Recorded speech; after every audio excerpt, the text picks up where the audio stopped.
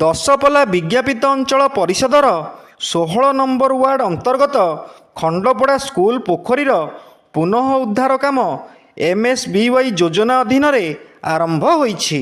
ଦୀର୍ଘ ଦିନ ଧରି ପୋଖରୀଟି ଅବହେଳିତ ଓ ବିପର୍ଯ୍ୟସ୍ତ ଅବସ୍ଥାରେ ରହିଥିବାରୁ ସ୍ଥାନୀୟ ଲୋକମାନେ ବିଭିନ୍ନ ସମସ୍ୟାର ସମ୍ମୁଖୀନ ହେଉଥିଲେ। ବର୍ତ୍ତମାନ ପୋଖରୀର ପୁନଃ ଉଦ୍ଧାର କାମ ଆରମ୍ଭ ହେବାରୁ ଅଞ୍ଚଳବାସୀଙ୍କ ମଧ୍ୟରେ ସନ୍ତୋଷ ପ୍ରକାଶ ପାଇଛି। ସୂଚନା ଅନୁଯାୟୀ ପୋଖରୀର ସଫା, ସୁଦୃଢ଼ୀକରଣ ଏବଂ ଜଳଧାରଣ କ୍ଷମତା ବୃଦ୍ଧି ପାଇଁ ଏହି କାମ କରାଯାଉଛି।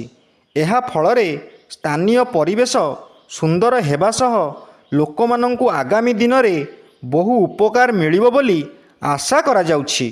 ଏହି ପ୍ରକଳ୍ପ ପାଇଁ ପ୍ରାୟ 11,55,000 ଟଙ୍କା ବ୍ୟୟ ଧାର୍ଯ୍ୟ ହୋଇଛି। ପୁନଃ ଉଦ୍ଧାର କାମ ଆରମ୍ଭ ହେବାରୁ ସ୍ଥାନୀୟ ଗ୍ରାମବାସୀମାନେ MSBY ଇଞ୍ଜିନିୟର ସୁଧାଂଶୁ ଶେଖର ପାଣିଙ୍କ ସହିତ କାର୍ଯ୍ୟନିର୍ବାହୀ ଅଧିକାରୀ ଅବିନାଶ ମହାନ୍ତିଙ୍କୁ ଧନ୍ୟବାଦ ଜଣାଇଛନ୍ତି।